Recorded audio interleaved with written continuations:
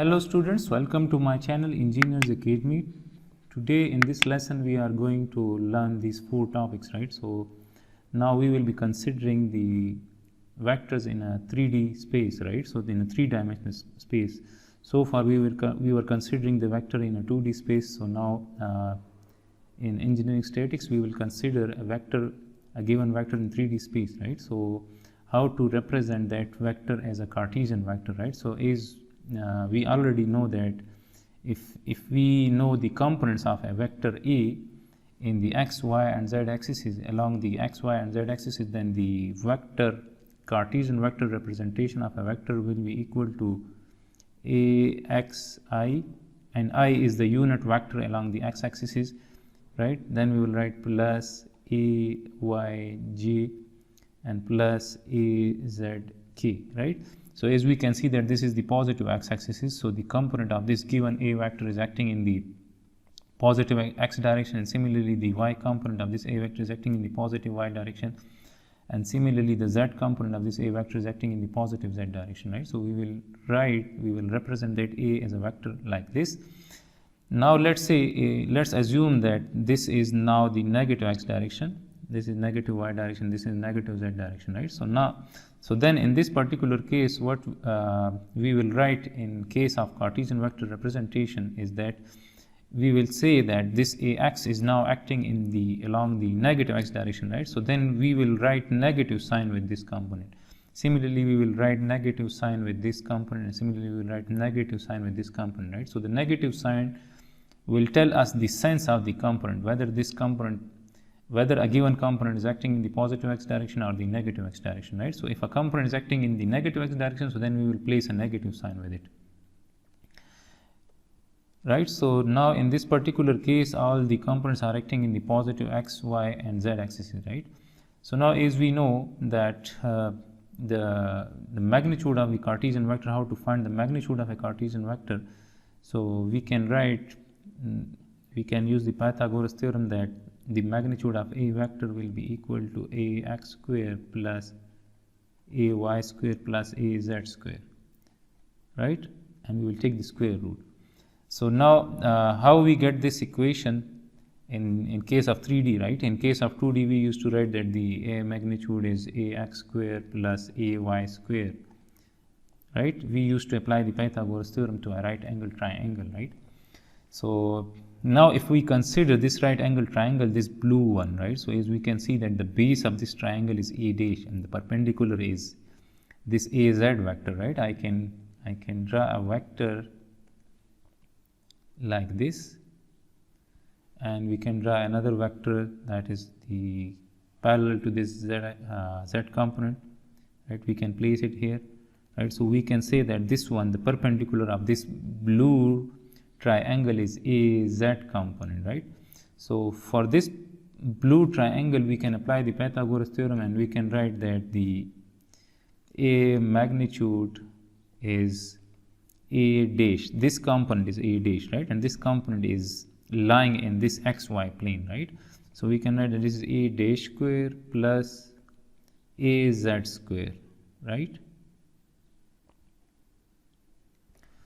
And now if we consider this gray triangle, this gray right angle triangle, right? So then as we can see that this will be the ay component of this a dash, right? And this a dash is again the component of a vector. So now we can write that from this gray triangle we can write that the magnitude of a dash, if we apply the Pythagoras theorem to this gray triangle, so the magnitude of a dash according to the Pythagoras theorem will be ax square plus ay square, and we will take the square root, right?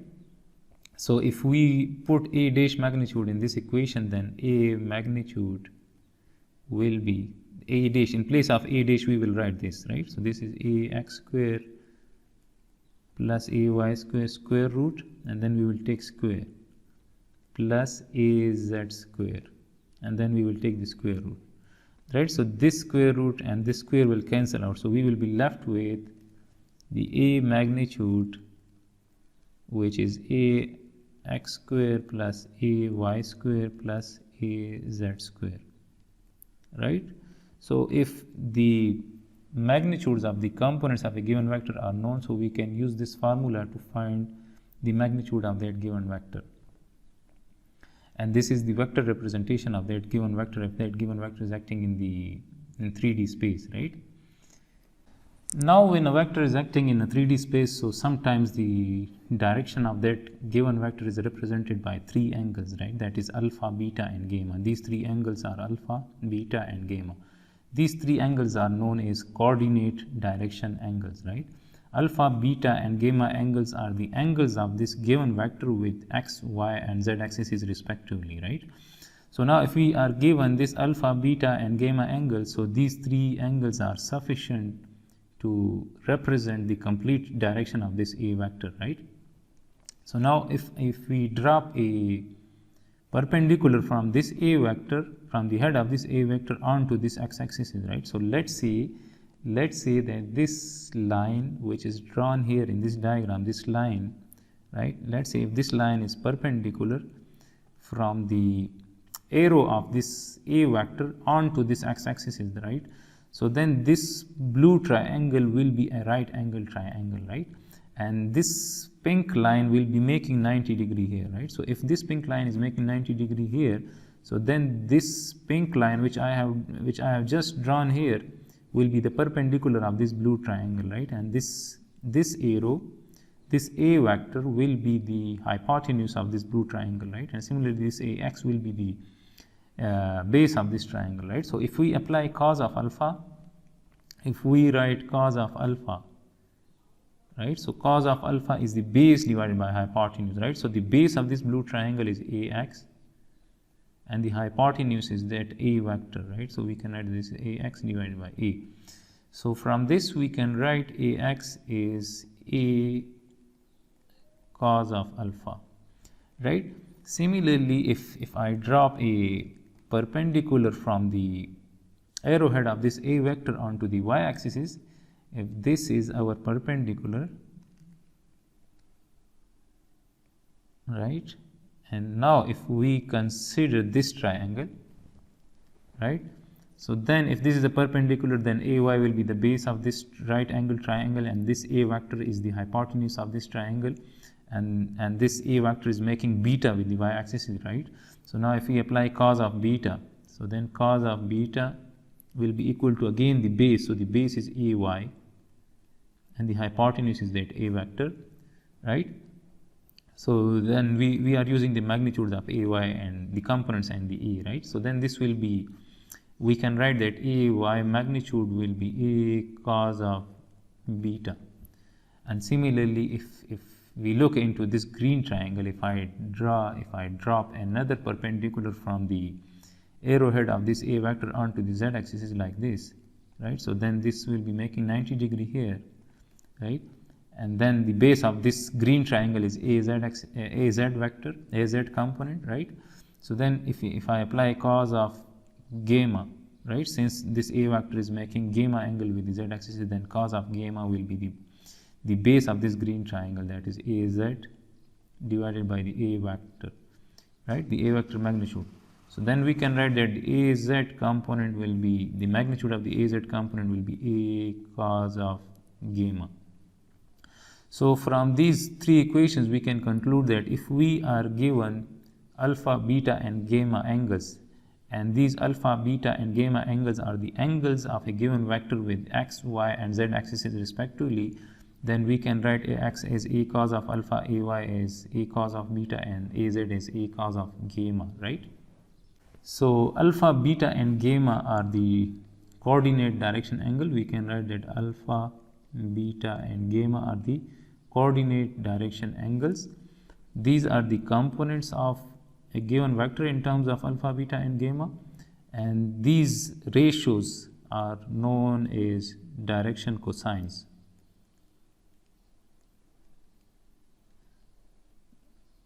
Direction cosine, right? These are the cos of the alpha, beta and gamma angles, right? So these are called the direction cosines. So if we are given alpha, beta and gamma angles, we can find AX, AY and AZ, And if we are given these ratios, if we are given a x component, a y component, and a z component, so we can find the magnitude of a by using that equation, ax square plus a y square plus a z square, and we will take the square root, so we can find the magnitude of that a vector.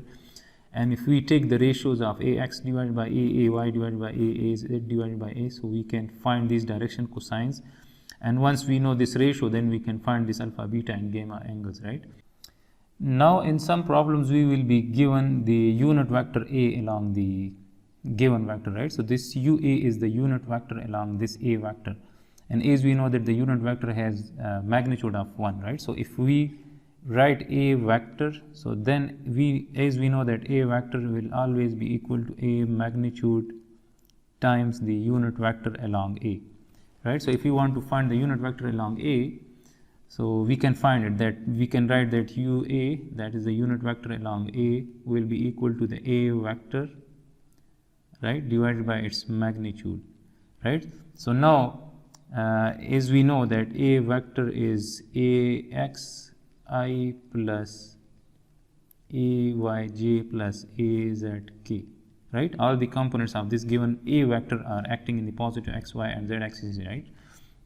So now if I divide this a vector by its magnitude, so if I divide this whole vector by its magnitude, then this will give us the unit vector according to the definition, right? Since and if we divide all these components by its magnitude, then the magnitude of this unit vector will be 1, right? So then we can write that this is ax divided by a magnitude, and this is I, plus ay divided by a magnitude along j, plus az divided by a magnitude along k, right? So this is unit vector along a. So ax divided by a magnitude, so this is cos of alpha, right? So we can write that this is cos of alpha I, and this is cos of beta j, and this az divided by a is cos of gamma, right? So I will write this is plus cos of gamma k. So now from this we conclude that if we are given alpha, beta, and gamma, so the direction cosines will give us the unit vector, right? So cos of alpha is the direction cosine, cos of beta is the direction cosine, and cos of gamma is the direction cosine, right? So if we take this ratio ax divided by a, so this will give us the cos of alpha, this will give us cos of beta, and this will give us cos of gamma. And once we write them in this particular form, right, so then that will give us the unit vector of a given vector. So again, if we are given the magnitudes of ax, ay, and z, az, so then we will use this equation to find the unit vector along a. And similarly, if we are given alpha, beta, and gamma, so then we will use this equation to form the unit vector along a given vector, right? As we know that the magnitude of a given vector, right, as we know that the magnitude of a given vector is the square root of the summation of the squares of their components, right? So we can write that, as we know that the magnitude of a unit vector is 1, right? So we can write that 1 magnitude will be equal to cos square alpha, since these are the components of this unit vector, cos square alpha plus cos square beta plus cos square gamma. I am using the same formula, right? But in this case the magnitude is 1, right? So cos square alpha, cos square beta, and cos square gamma are the components of this unit vector, right? So we can use these components to find the magnitude, right? So we can say that this is 1 is equal to, since the magnitude of this unit vector is 1, right? So this is 1. This is, we can write here it as like this as well, right? So this is the magnitude of the unit vector, which is equal to 1, and that 1 will be equal to cos square alpha plus cos square beta plus cos square gamma. So if we take square on both sides, so then we can remove this square root, right? So then we can write that, we can conclude that cos square alpha plus cos square beta plus cos square gamma will always be equal to 1. And remember that these alpha, beta, and gamma, they will always be from 0 to 180 degrees, right? Now if I summarize this whole story, so then we can conclude that a vector, that is the Cartesian vector of a given vector A will be equal to A magnitude times UA, and similarly we can write that A vector will be AXI plus AYJ plus AZK, and if we are given alpha, beta and gamma, so then we can write that A vector will be AX is A cos of alpha, so we will write that this is A cos of alpha I, this will be plus A cos of beta j, and this will be plus A cos of gamma k, right? And similarly if we take A common, right, so if we take this A magnitude common from all these three components, then we can write that this is A, this is the magnitude, right? So this will be A times cos of alpha I plus cos of beta j plus cos of gamma k, right? So from here we can say if this is the magnitude, if this A is the magnitude, then this whole thing, this bracket is what? This is the unit vector, right? So we can add this A magnitude and this is UA vector, right, which we know from here as well, right? So this is unit vector. So, and we can find unit vector by using this equation or by using this equation. If we are given alpha, beta and gamma, so we can find it by using this equation, and if we are given AX, AY and AZ, so then we will find UA by using this equation, right? Sometimes in engineering statics, the direction of a given vector is represented by these two angles, right? And these two angles are known as transverse and azimuth angles, right? So this theta is the transverse, right? So we can write that the transverse angle is theta and the azimuth angle is phi, right? So this A dash is the component of this A on the xy plane. We can write that A dash is the component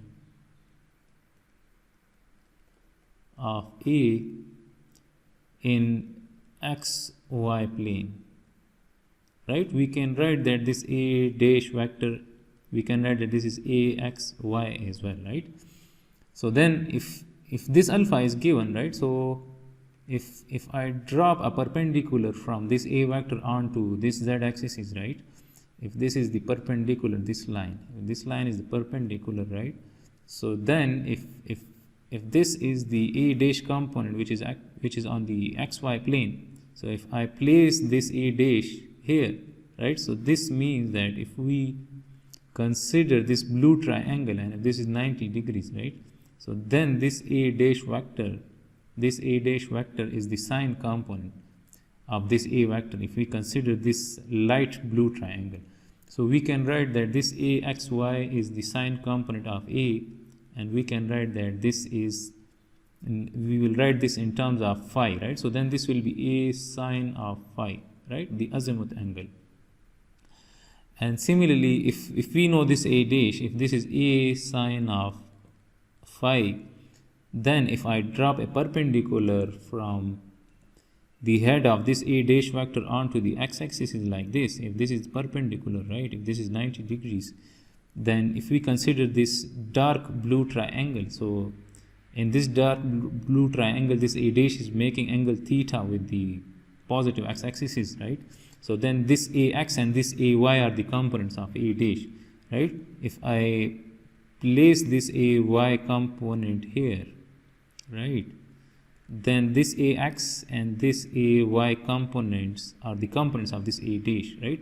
So we can write that AX is, since the angle is made with the x-axis, then AX is the cos component, so we can write that this is A dash cos of theta, and similarly AY is A dash sine of theta, right? And as we know the magnitude of A dash, this is the magnitude of A dash, we can write that A dash is A sine of theta, sine of phi, right? This is sine of phi, and we will write then cos of theta, right? So this will be cos of theta. And similarly A dash is again A sine of phi and then sine of theta, right? And if we consider this light blue triangle, then AZ is the cos component of this A in terms of phi, right? So I can write that AZ, if we consider this light blue triangle, then AZ is A cos of phi, right? If I apply cos of phi to this blue triangle, then cos of phi to the light blue triangle is the base. So base is AZ and the hypotenuse is A vector, right? So from this, AZ is A cos of phi, right? So you people need to remember that always that component is a cos component with which the angle is made, right? So now this A vector is making phi angle with AZ component. So AZ component will always be the cos component. And similarly, in this dark blue triangle, AX will always be the cos component if this A dash is making angle theta with AX, right? If we were given that this theta is somewhere here, right? So then, and this A dash is making theta with AY, so then AY will be the cos component in that particular case. So you people need to remember that if the angle is made with the AX component, then AX component will be the cos component. If the angle is made with the AY component, then AY will be the cos component, right? Remember. So then we can write again the Cartesian vector representation of A vector in terms of these components. We can write this AXI plus AYJ plus AZK, and then A vector will be equal to, so AX is now this, the magnitude of AX is this, so we can write this A sine of phi cos of theta I plus AY is again A sine of phi sine of theta j, and again this is A cos of phi and this is K, right?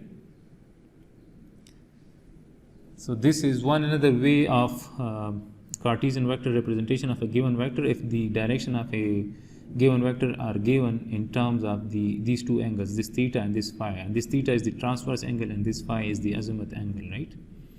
So I hope you people would have understood these four topics, and we will use these four topics in the upcoming problems.